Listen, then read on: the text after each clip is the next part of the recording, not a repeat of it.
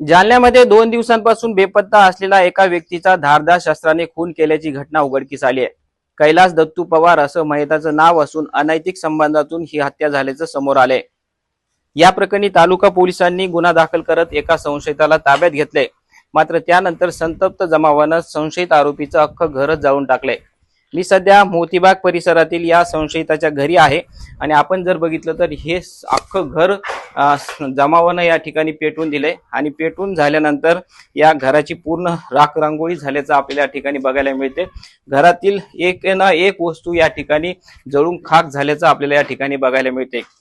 कैलास दत्तू पवार यांचा मृतदेह काल दुपारच्या सुमारास वन विभागाच्या जंगलामध्ये आढळून आला होता आणि त्यानंतर ही हत्या झाल्याचं पोलिसांनी सांगितलं आणि त्यानंतर अनैतिक संबंधातून हा खून झाल्याचं उघडकीस आलं होतं आणि या प्रकरणी पोलिसांनी गुन्हा दाखल करत एका संशयिताला ताब्यात घेतलंय।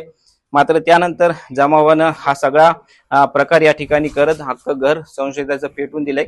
जालन्यात जर आपण बघितलं तर मागच्या 20 दिवसांमध्ये 5 खून झालेत। त्यामुळं कायदा व सुव्यवस्थेचा मोठा प्रश्न या ठिकाणी निर्माण झालाय। रवी जयस्वाल, न्यूज 18 मराठी, जालना।